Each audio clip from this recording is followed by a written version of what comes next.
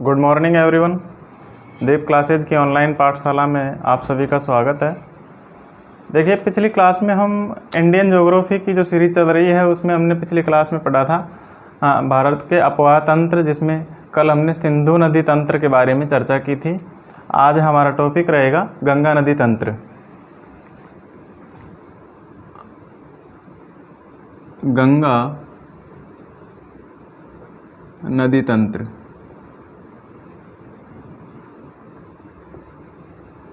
देखिए मित्रों, गंगा नदी तंत्र, इसमें कौन कौन सी इसकी मुख्य सहायक नदियां हैं, ठीक है, और यह कहाँ से निकलती है, प्रारंभिक रूप से किस नाम से जानी जाती है और अंत में कहाँ पर जाकर के गिरती है, इसकी प्रमुख सहायक नदियों एवं इसके अपवाह क्षेत्र के बारे में हम विस्तार से चर्चा करेंगे। सबसे पहले गंगा नदी तंत्र, इसका डायग्राम के माध्यम से हम इसे समझने का प्रयास करेंगे। एक बार डायग्राम देखते हैं। देखिए मित्रों, सबसे पहले गंगा नदी यहाँ पर अपनी द्रोणी एवं सांस्कृतिक महत्व दोनों ही दृष्टि से भारत की सबसे महत्वपूर्ण नदी है। यह नदी उत्तराखंड राज्य के, यहाँ पर कौन सा राज्य है, उत्तराखंड,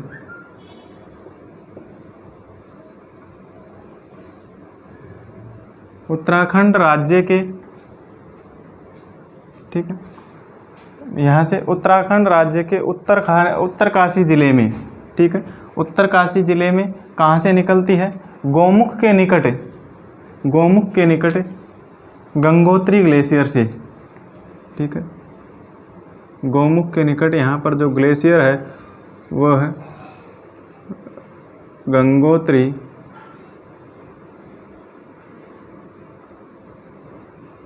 गंगोत्री हिमनद, ठीक है, गंगोत्री हिमनद से निकलती है, ठीक है।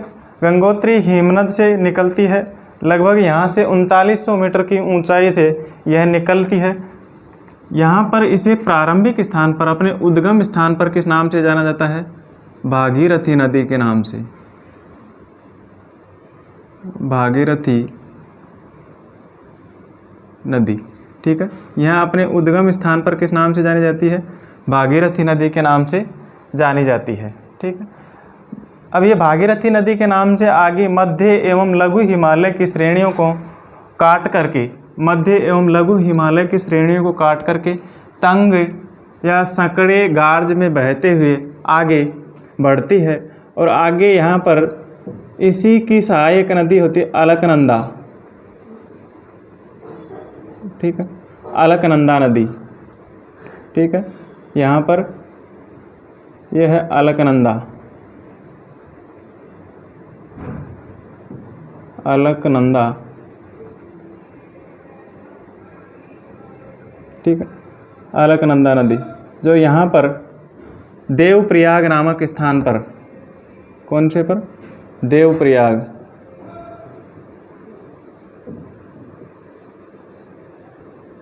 ठीक है। अलकनंदा नदी देवप्रयाग में आकर के भागीरथी से मिलती है और भागीरथी में मिलने के बाद में यह संयुक्त रूप से इसके बाद में फिर देवप्रयाग के आगे गंगा नदी के नाम से जानी जाती है, अर्थात गंगा कहलाती है। जब भागीरथी नदी, अलकनंदा नदी दोनों आपस में देवप्रयाग में मिल जाती है, उसके पश्चात देवप्रयाग के बाद में यह भागीरथी और अलकनंदा की संयुक्त धारा क्या कहलाती है, गंगा कहलाती है, ठीक है। अलकनंदा ये कहाँ से निकलती है, यही सतोपथ हिमनद से निकलती है, सतोपथ हिमनद से निकलती है, ठीक है, सतोपथ हिमनद, सतोपथ हिमनद से निकलती है, ठीक है, जो कि कहाँ पर है, बद्रीनाथ के ऊपर है। बद्रीनाथ के ऊपर सतोपथ हिमनद से अलकनंदा नदी निकलती है और अलकनंदा और भागीरथी दोनों जलधाराओं के मिलने, देवप्रयाग में मिलने के पश्चात यह गंगा के नाम से जानी जाती है, ठीक है। उसके बाद में यह गंगा के नाम से जानी जाती है, देवप्रयाग से आगे गंगा के नाम से जानी जाती है, ठीक है मित्रों। यह गंगा नदी के नाम से जानी जाती है, यह अलकनंदा नदी। ठीक है, इससे पहले गंगा नदी की बात करने से पहले अलकनंदा की थोड़ी सी चर्चा करते हैं कि जो ये अलकनंदा नदी है बद्रीनाथ के ऊपर शतोपथ हिमनद से निकलती है। इसकी और अन्य सहायक नदियाँ जो अलग अलग अपने संगम स्थल पर अलग अलग तीर्थ स्थानों का निर्माण करती है, अलग अलग प्रयाग स्थल बनाती है। जैसे अलकनंदा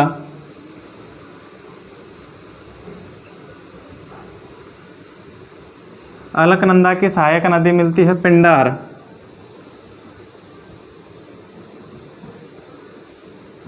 जहाँ पर आकर के मिलती है वहाँ पर वह स्थल है, संगम स्थल इनका, वो कहलाता है कर्णप्रयाग। अलकनंदा और पिंडार नदी का जो संगम स्थल है, जहाँ पर अलकनंदा में पिंडार नदी आकर के मिलती है, उस संगम स्थल को कर्णप्रयाग के नाम से जाना जाता है। ठीक है, फिर अलकनंदा में ही यहाँ पर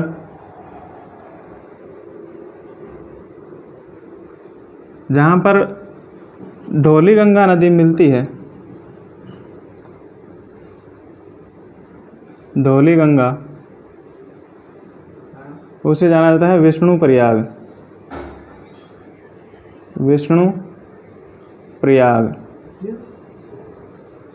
अलकनंदा और धौली गंगा नदी के संगम स्थल को विष्णु प्रयाग के नाम से जाना जाता है। ठीक है, और जहाँ पर अलकनंदा और भागीरथी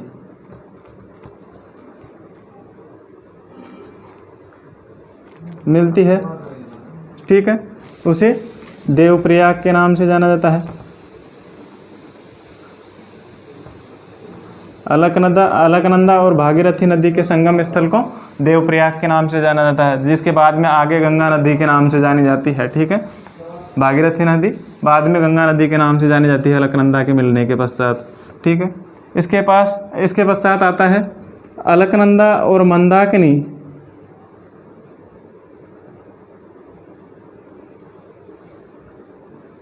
के संगम स्थल को किस नाम से जाना जाता है? रुद्रप्रयाग के नाम से, रुद्रप्रयाग के नाम से जाना जाता है। ठीक है, अलकनंदा और मंदाकिनी के संगम स्थल को रुद्रप्रयाग के नाम से जाना जाता है। ठीक है, आगे मित्रों ये प्रमुख अलकनंदा और उसके सहायक नदियों के संगम स्थल है। ठीक है, इसके बाद में हम बात करते हैं मुख्य रूप से गंगा नदी के बारे में कि गंगा नदी, यहाँ तक आपके समझ में आ गया होगा कि गंगा नदी अपने उद्गम स्थल पर उत्तराखंड के जो उत्तरकाशी में गंगोत्री हिमनद से निकलती है। ठीक है, यहाँ से गंगोत्री हिमनद से लगभग 3900 मीटर की ऊंचाई से निकलती है। उस स्थान पर इसे भागीरथी के नाम से जाना जाता है। ठीक है, गंगा नदी को उद्गम स्थान पर भागीरथी के नाम से जाना जाता है। तथा इसके साथ यहीं पर उत्तराखंड में बद्रीनाथ के ऊपर शतोपथ हिमनद से अलकनंदा नदी निकलती है। जो अलकनंदा इसमें भागीरथी में देवप्रयाग में मिल जाती है, उसके पश्चात यह गंगा नदी के नाम से जानी जाती है। ठीक है, गंगा नदी यह हरिद्वार तक क्या है, पहाड़ी क्षेत्रों में, पहाड़ियों में होकर के बहती हुई आगे बढ़ती है। ठीक है, पहाड़ी क्षेत्र में बहती है। इसके पश्चात यह हरिद्वार में मैदानी भाग में प्रवेश करती है। हरिद्वार से मैदानी भाग में प्रवेश करती है।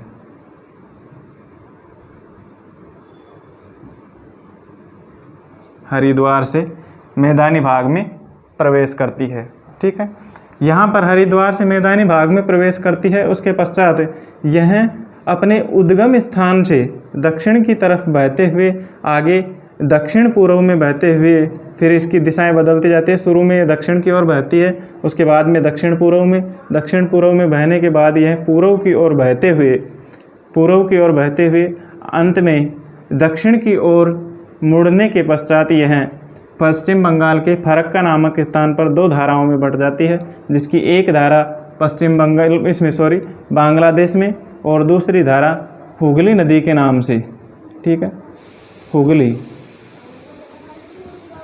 के नाम से पश्चिम बंगाल में बहते हुए अंत में गंगा सागर, यहाँ पर है गंगा सागर ठीक है, जो कि कहाँ पर स्थित है, बंगाल की खाड़ी में। गंगा सागर बंगाल की खाड़ी, ठीक है, बंगाल की खाड़ी में गिर जाती है, ठीक है। और दूसरी धारा जो कि बांग्लादेश में किस नाम से जानी जाती है, पद्मा के नाम से जानी जाती है, ठीक है। बांग्लादेश में यह पद्मा के नाम से बहते हुए जो भारत में बहने वाली ब्रह्मपुत्र नदी है उसमें मिलने के पश्चात यह बांग्लादेश में ब्रह्मपुत्र नदी यहाँ पर जमुना के नाम से जानी जाती है, और पद्मा और जमुना दोनों मिलने के बाद में संयुक्त रूप से मेघना के रूप में अंत में क्या हो जाती है, बंगाल की खाड़ी में गिर जाती है दूसरी धारा, ठीक है। तो हम बांग्लादेश में बहने वाली धारा के बारे में चर्चा नहीं करेंगे, यह फरक्का के बाद में बांग्लादेश में दूसरी धारा बांग्लादेश में प्रवेश कर जाती है। तो भारत में यह अंत में हुगली नदी के रूप में बहते हुए गंगा सागर में अर्थात बंगाल की खाड़ी में जाकर के गिर जाती है। अब ये कौन कौन से राज्यों में बहती है, प्रारंभ में उद्गम स्थल इसका उत्तराखंड में बहने के पश्चात यह उत्तर प्रदेश में सर्वाधिक दूरी तय करने के पश्चात यह बिहार और पश्चिम बंगाल में बहने के बाद में अंत में बंगाल की खाड़ी में गिर जाती है, ठीक है। इसकी लंबाई की अगर बात करें तो यह इसकी लंबाई है अपने उद्गम स्थान से अंत तक यह लगभग 2525 किलोमीटर 2525 किलोमीटर लंबी है, ठीक है, जो कि भारत की पूर्णतः बहाव एवं अपवाह की दृष्टि से भारत की सबसे बड़ी नदी है। पूर्णतः बहाव एवं अपवाह की दृष्टि से भारत की सबसे बड़ी नदी है, भारत की सबसे बड़ी नदी है, ठीक है। गंगा नदी पूर्णतः बहाव एवं अपवाह की दृष्टि से भारत की सबसे बड़ी नदी है, जिसकी लंबाई भारत में कितनी है, टोटल लंबाई 2525 किलोमीटर, ठीक है। तो भारत की सबसे लंबी नदी भी यही है और भारत की सबसे बड़ी नदी अपवाह की दृष्टि से तो वह भी सबसे बड़ी नदी भी कौन सी है, गंगा नदी है, ठीक है। तो अपवाह की दृष्टि से यह भारत का सबसे बड़ा अपवाह क्षेत्र किसका है, तो गंगा नदी का ही है। लगभग 8.61 लाख वर्ग किलोमीटर इसका अपवाह क्षेत्र है, जो कि भारत का सबसे बड़ा अपवाह तंत्र है, गंगा नदी तंत्र, ठीक है, जो कि अपने सहायक एवं उप सहायक नदियों के माध्यम से एक विशाल क्षेत्र का जल लेकर के बंगाल की खाड़ी की ओर पहुंचती है, ठीक है, बंगाल की खाड़ी में अपना जल ले जाती है, ठीक है। अब बात करें इसकी मुख्य सहायक नदियां कौन कौन सी है और कहां कहां पर मिलती है, उनके संगम स्थल कहां पर है, कौन सी नदी गंगा नदी में आकर के किस स्थान पर मिलती है, ठीक है। तो एक बार गंगा नदी एवं इसकी सहायक नदी और इनके मिलन स्थल के बारे में देखते हैं, कहां पर आकर के ये गंगा नदी में मिलती है, ठीक है मित्रों। देखिए मित्रों, सबसे पहले गंगा की मुख्य सहायक नदी की बात करते हैं, जो कि कहाँ से निकलती है, उसका उद्गम स्थान कहाँ पर है और कहाँ पर गंगा नदी में आकर के मिलती है। देखिए, यहाँ से गंगा नदी के समीप ही यमुना नदी उत्तराखंड में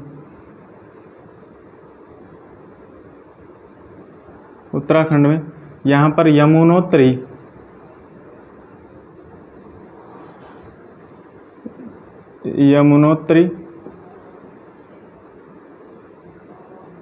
हिमनद उत्तराखंड में यमुनोत्री हिमनद से निकलती है, ठीक है। यमुनोत्री हिमनद में बंदरपूत श्रेणी की जो पश्चिमी ढाल पर स्थित है, ठीक है, लगभग 6316 मीटर की ऊंचाई से यहाँ से निकलती है यमुनोत्री हिमनद से। यहाँ से निकलने के पश्चात यह नदी आगे बढ़ती है तथा प्रयाग इलाहाबाद में जाकर के क्या हो जाती है, गंगा में मिल जाती है। प्रयागराज, ठीक है, इलाहाबाद में,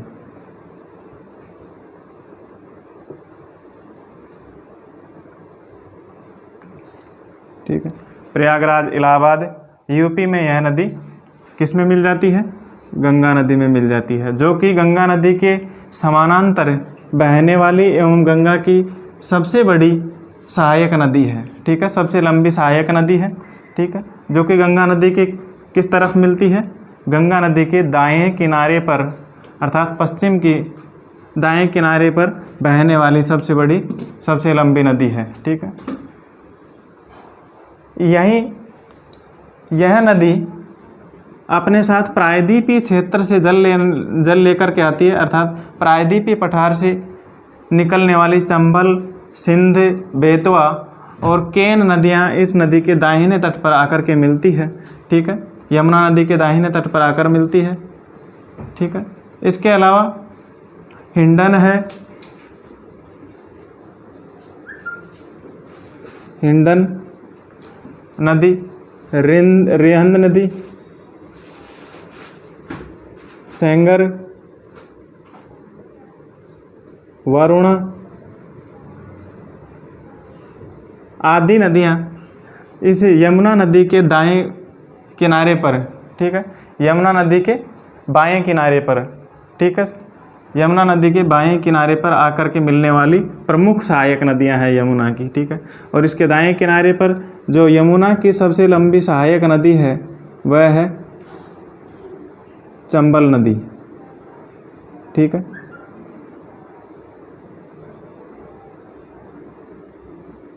चंबल नदी।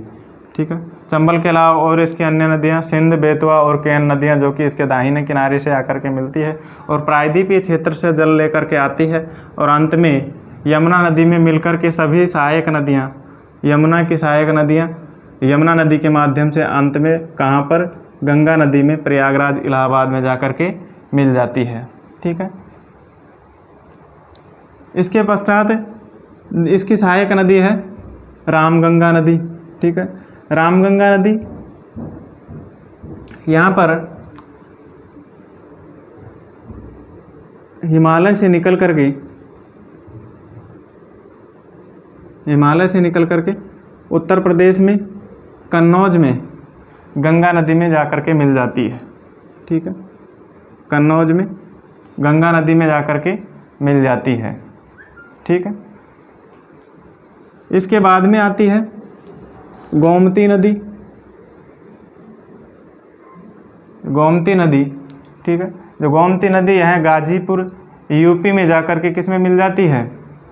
गाजीपुर यूपी में जाकर के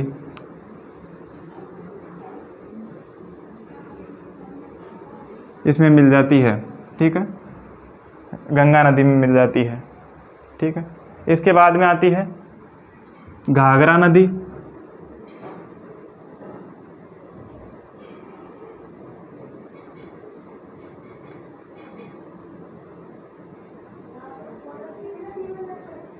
घाघरा नदी, ठीक है, यह छपरा बिहार में, घाघरा नदी छपरा बिहार में जाकर के किस में मिल जाती है? गंगा में मिल जाती है। ठीक है, घाघरा नदी के बाद में आती है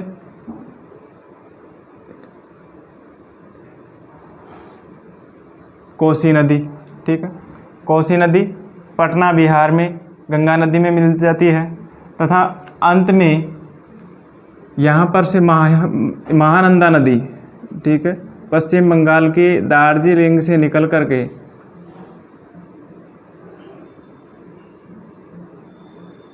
फरक्का में क्या हो जाती है? गंगा नदी में आकर के मिल जाती है। ठीक है, तो इस प्रकार से हिमालय से निकलने वाली इसकी मुख्य सहायक नदियाँ जो कि गंगा नदी के बाएं किनारे पर आकर के मिलती है। ठीक है, तथा दाएं किनारे पर मिलने वाली अन्य दूसरी इसकी सहायक नदियां हैं।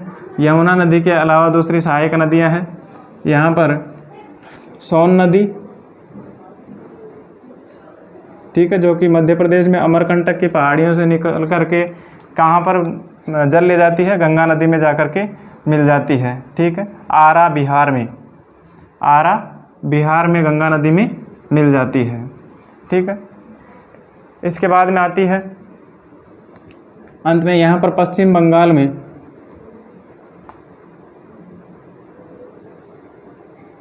पश्चिम बंगाल में बहती है दामोदर नदी। ठीक है, दामोदर नदी जो कि छोटा नागपुर पठार से निकल करके आगे पश्चिम बंगाल में बहते हुए अंत में यहाँ पर डायमंड हार्बर नामक स्थान पर पश्चिम बंगाल में किस में मिल जाती है, गंगा नदी में मिल जाती है। ठीक है, ये है दामोदर नदी,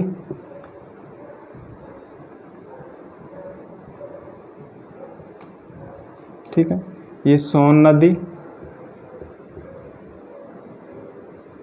सोन नदी उत्तर में इधर गंगा नदी के बाएं किनारे पर मिलने वाली नदियों में यहाँ पर रामगंगा नदी,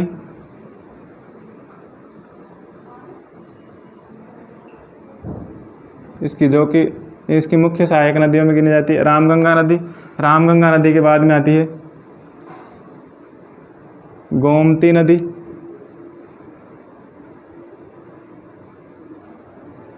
गोमती नदी, गोमती नदी के बाद में आती है ये घाघरा नदी,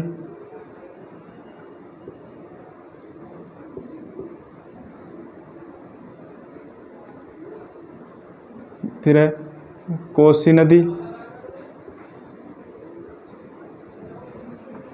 कोसी नदी, और ये है यहाँ पर कोसी नदी के बाद में महानंदा।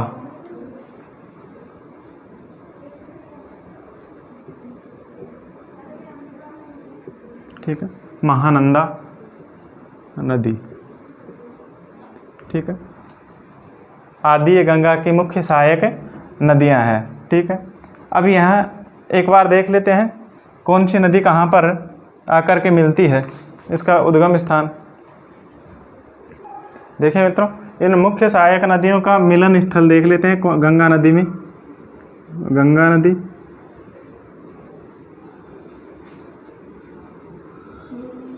और इसमें मिलन स्थल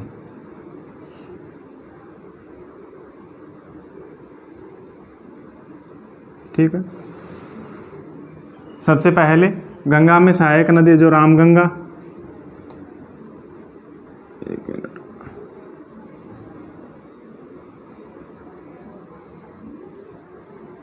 यहाँ पर गंगा नदी। ठीक है, अब इसमें मिलने वाली सबसे पहले रामगंगा। ठीक है, कहाँ पर मिलती है ये रामगंगा? गंगा नदी में मिलती है। ठीक है, कन्नौज यूपी में।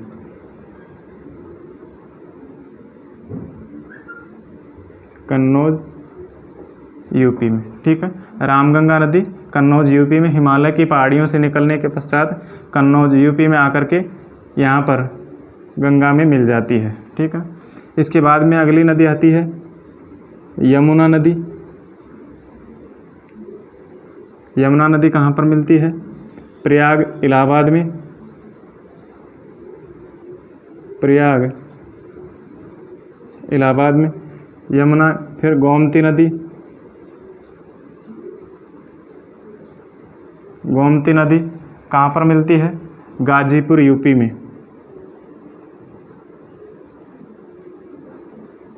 गाजीपुर यूपी में गंगा नदी में मिल जाती है। ठीक है, इसके बाद में आता है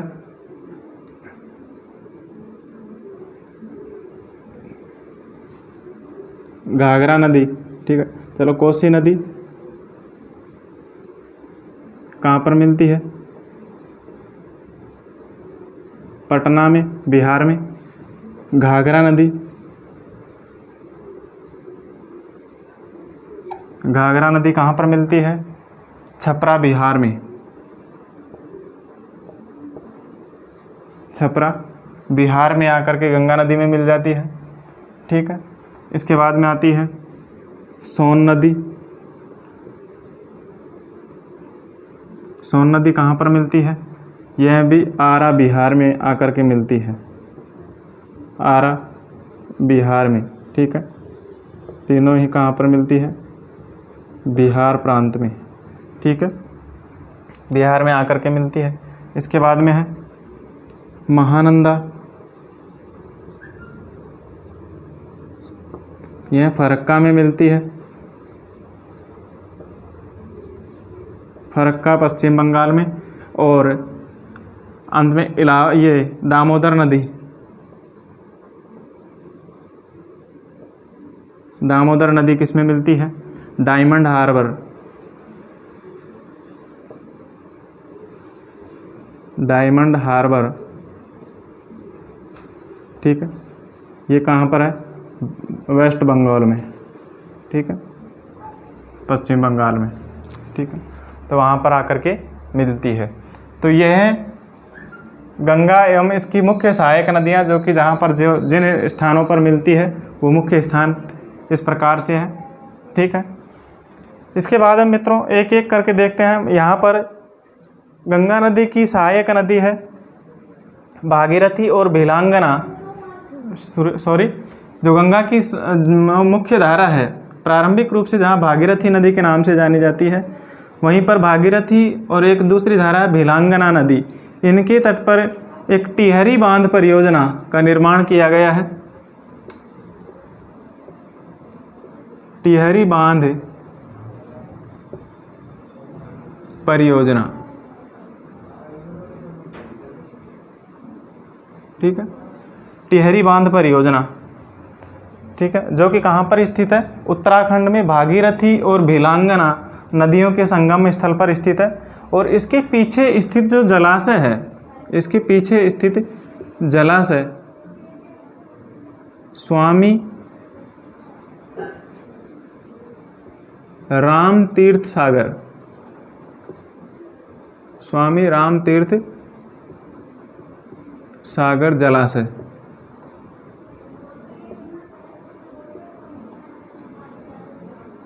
ठीक, स्वामी राम तीर्थ सागर जलाशय के नाम से जाना जाता है। इसके पीछे जहाँ पर जल इकट्ठा होता है, टिहरी बांध परियोजना जो बांध बना है उत्तराखंड में भागीरथी और भेलांगना नदी के संगम पर, उसके जलाशय को स्वामी राम तीर्थ सागर के नाम से जाना जाता है, ठीक है।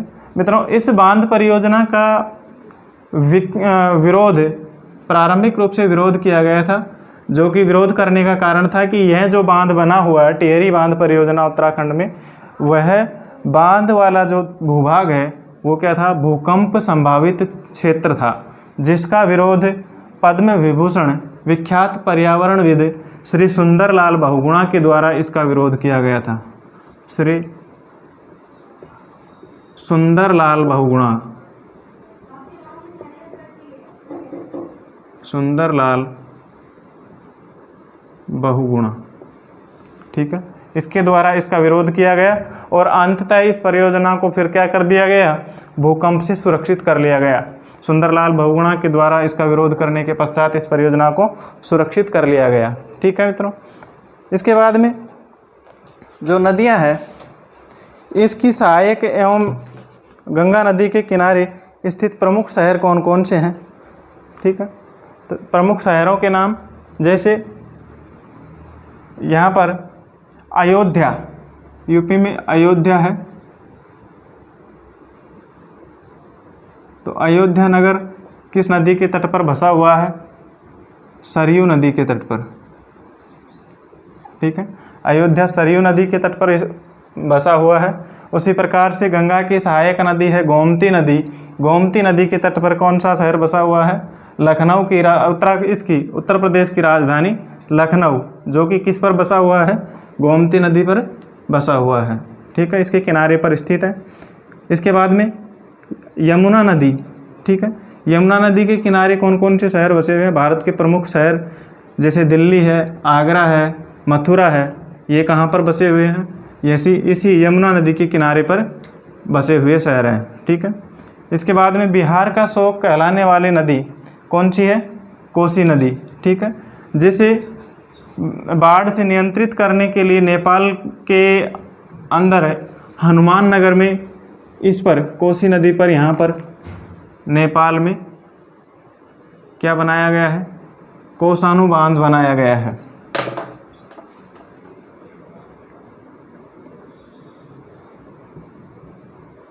नेपाल में कोसानु बांध, ठीक है, बिहार में बाढ़ नियंत्रण करने के लिए यहाँ पर कोसी नदी पर कोसानुबांध बनाया गया है। ठीक है, ये कुछ प्रमुख इनके फैक्ट थे। इसी के साथ सोन नदी की बात करते हैं, जो कि प्रायद्वीपीय भारत से बहने वाली एक यह नित्यवाही नदी न होकर के क्या है, केवल मानसूनी नदी है, जो कि वर्षा काल के दौरान प्रायद्वीपीय क्षेत्र से वर्षा जल लेकर के गंगा नदी में मिलती है। ठीक है, तो यह नदी गंगा की सहायक यह नदी छत्तीसगढ़ के अमरकंटक की पहाड़ियों से निकलती है यहाँ से। ठीक है, अमरकंटक की पहाड़ियों से निकल करके यह अंत में गंगा नदी में जा कर के मिल जाती है। ठीक है, जो कि कहाँ पर मिलती है सोन नदी गंगा नदी में? आरा बिहार में मिलती है। ठीक है, इसके बाद में दामोदर नदी, जो कि गंगा की सहायक नदी है। ठीक है, यह भी छोटा नागपुर पठार से बहती है। ठीक है, छोटा नागपुर पठारी क्षेत्र से निकल करके यह छोटा नागपुर के पठार को दो भागों में विभाजित करती है। ठीक है, छोटा नागपुर पठार को यह दामोदर नदी क्या करती है? दो भागों में विभाजित कर देती है। ठीक है, जिसका उत्तरी भाग हजारीबाग का पठार कहलाता है, यह भाग हजारीबाग का पठार कहलाता है, और यहाँ पर इसका दक्षिणी भाग जो कहलाता है रांची का पठार कहलाता है। ठीक है, तो उत्तरी भाग हजारीबाग पठार और दक्षिणी भाग रांची पठार के रूप में जाना जाता है। ठीक है, तो छोटा नागपुर पठार से निकलने वाली यह दामोदर नदी छोटा नागपुर पठार को दो भागों में बांट देती है। उत्तरी भाग हजारीबाग के पठार के नाम से और दक्षिणी भाग रांची पठार के नाम से जाना जाता है। ठीक है, इसके बाद में है यह नदी बंगाल का शोक कहलाती है। ठीक है, अब यहाँ पर बंगाल का शोक कहलाने वाली इस दामोदर नदी पर बाढ़ का नियंत्रण या बाढ़ के पानी का नियंत्रण करने के लिए यहाँ देश की प्रथम पंचवर्षीय योजना, पहली पंचवर्षीय बहुउद्देशीय योजना का शुभारंभ किया गया, जो कि कहाँ पर है? दामोदर घाटी परियोजना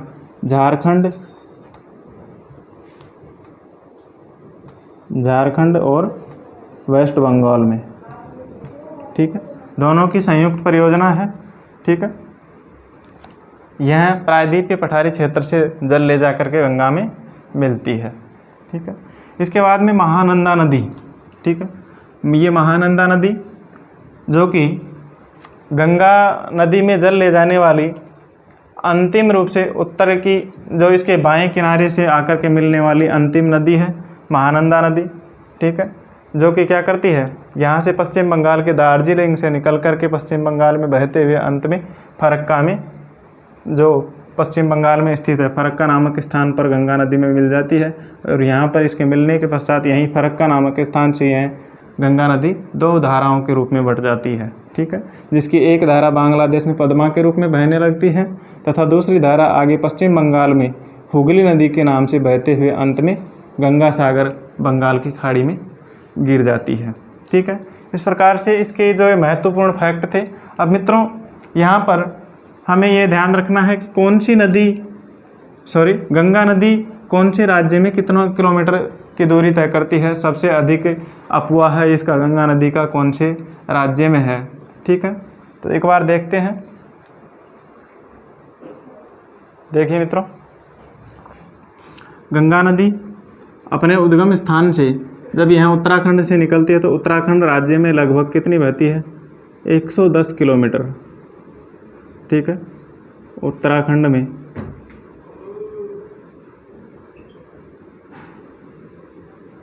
उत्तराखंड में 110 किलोमीटर की दूरी तय करने के पश्चात यह उत्तर प्रदेश में लगभग 1450 किलोमीटर की दूरी तय करती है। 1450 किलोमीटर कहाँ पर बहती है? यूपी में। ठीक है, इसके पश्चात 450 किलोमीटर बिहार में, 445 किलोमीटर 445 किलोमीटर 445 किलोमीटर के लगभग यह बिहार में बहती है और लगभग 520 किलोमीटर पश्चिम बंगाल में बहने के पश्चात यह अंत में क्या गंगा सागर में, बंगाल की खाड़ी में गिर जाती है। इस प्रकार से इसकी कुल लंबाई कितनी है? 2525 किलोमीटर। ठीक है, गंगा की कुल लंबाई 2525 किलोमीटर। ठीक है, वापस रिपीट कर देता हूँ। भारत की सबसे लंबी एवं अपवाह क्षेत्र की सबसे लंबी नदी कौन सी है? गंगा नदी है। ठीक है, जो कि भारत में लगभग कितनी लंबी दूरी तय करती है? 2525 किलोमीटर। एवं अपवाह क्षेत्र की दृष्टि से भी यह सबसे बड़ी नदी है। इसका अपवाह क्षेत्र कितना है? 8.61 लाख वर्ग किलोमीटर। 8.61 लाख वर्ग किलोमीटर। ठीक है, यह अपने उद्गम स्थान पर भागीरथी नदी के नाम से जानी जाती है, जो कि उत्तराखंड में किस नाम से जानी जाती है? गंगोत्री हिमनद से निकल करके भागीरथी नदी के नाम से जानी जाती है। और भागीरथी नदी जब अलकनंदा नदी मिल जाती है देवप्रयाग में, तो देवप्रयाग में अलकनंदा नदी मिलने के बाद में यह किस नाम से जानी जाती है? यहाँ पर गंगा नदी के नाम से जानी जाती है। ठीक है, गंगा नदी के नाम से जानी जाती है। और यह गंगा नदी यहाँ पर हरिद्वार तक पहाड़ी क्षेत्र में बहती है। ठीक है, और पहाड़ी क्षेत्रों से निकल कर के हरिद्वार के बाद में यह मैदानी भाग में प्रवेश करती है। और यहाँ से फिर यह उत्तर प्रदेश में अधिकांश लंबी दूरी तय करने के पश्चात बिहार और पश्चिम बंगाल में बहने के बाद अंत में गंगा सागर में गिर जाती है। ठीक है, तो यहाँ पर पश्चिम बंगाल में यह फरक्का नामक स्थान पर 2 धाराओं में बट जाती है। ठीक है, फरक्का, जो कि कहाँ पर स्थित है? पश्चिम बंगाल में। ठीक है, तो इस प्रकार से गंगा नदी का जो प्रमुख अपवाह क्षेत्र है और इसकी मुख्य सहायक नदियां हैं जो इस प्रकार से है।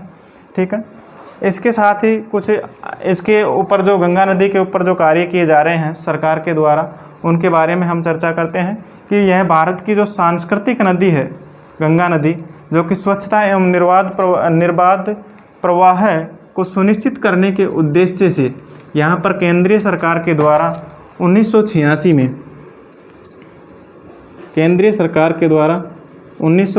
में गंगा कार्य योजना गंगा एक्शन प्लान प्रारंभ किया गया। इसमें सैकड़ों करोड़ रुपए खर्च करने के बाद भी इस पर कोई आशापूर्ण सफलता प्राप्त नहीं हुई। ऐसी स्थिति में इसके बाद में 2009 में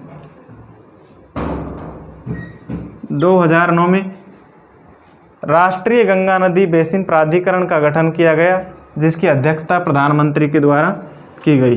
ठीक है, और इसमें उत्तराखंड, उत्तर प्रदेश, ठीक है, बिहार, पश्चिम बंगाल एवं झारखंड के मुख्यमंत्रियों को इसमें शामिल किया गया। ठीक है, गंगा नदी बेसिन विकास या गंगा नदी बेसिन प्राधिकरण की जो बैठक हुई उसकी अध्यक्षता प्रधानमंत्री के द्वारा की गई तथा इसके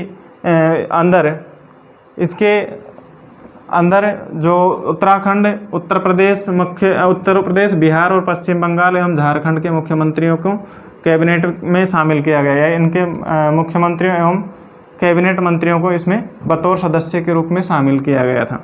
ठीक है, 2009 में ही इस नदी में पाए जाने वाला जो जलीय जीव है गांगेसूस,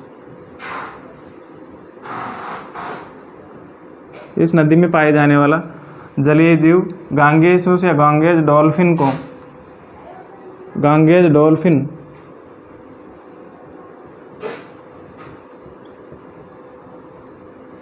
डॉल्फिन,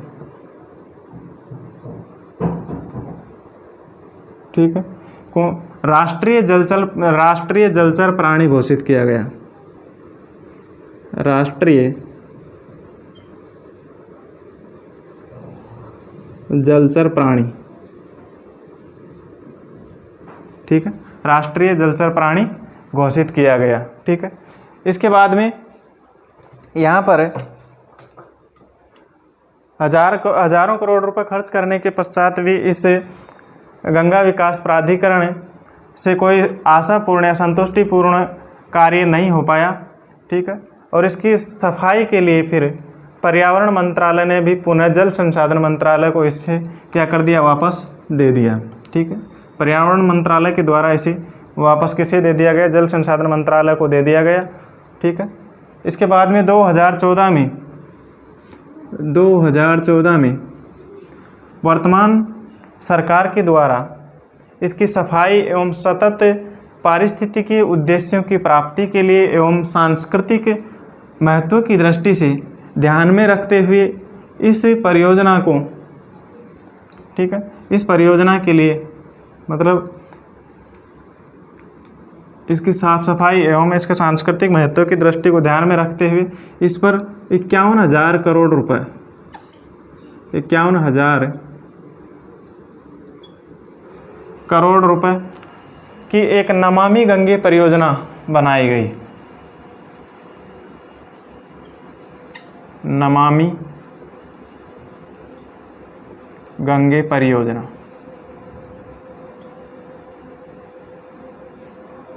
ठीक है। वर्तमान सरकार के द्वारा 2014 में 51,000 करोड़ रुपए की एक नमामि गंगे योजना परियोजना NGP प्रारंभ की गई, ठीक है।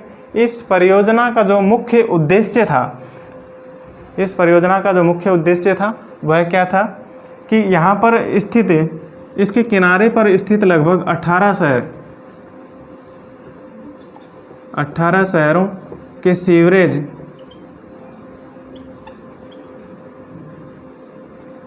ठीक है, इस परियोजना के अंतर्गत गंगा नदी के किनारे पर स्थित 18 शहरों के सीवरेज का उचित प्रबंधन एवं औद्योगिक अपशिष्टों का निस्तारण करना इसका प्रमुख उद्देश्य था, ठीक है। उनका निस्तारण करना एवं प्रदूषकों का ट्रीटमेंट प्लांट लगाना इसका प्रमुख उद्देश्य था, ठीक है, नमामि गंगे परियोजना का। इसी के साथ साथ वाराणसी, इलाहाबाद और कानपुर आदि नगरों में घाटों का निर्माण किया जाना, ठीक है, तथा इसके प्रवाह क्षेत्र में हजारों गांवों के मानवीय हस्तक्षेप को नियंत्रण करना इसका प्रमुख उद्देश्य था, ठीक है। इस प्रकार से गंगा नदी के सहायक एवं इसके अपवाह तंत्र की जो चर्चा की गई है, ठीक है मित्रों। आपको सभी को अच्छे से ये डायग्राम के माध्यम से समझ में आ गया होगा। धन्यवाद। आगे नेक्स्ट नदी तंत्र के बारे में हम अगली क्लास में चर्चा करेंगे। हिमालय नदी तंत्र से संबंधित मुख्य रूप से 3 प्रकार के जो नदी तंत्र हैं, सिंधु नदी तंत्र, गंगा नदी तंत्र और ब्रह्मपुत्र नदी तंत्र, ठीक है। तो अगला जो नदी तंत्र है ब्रह्मपुत्र नदी तंत्र, उसके बारे में हम अगली क्लास में चर्चा करेंगे। धन्यवाद।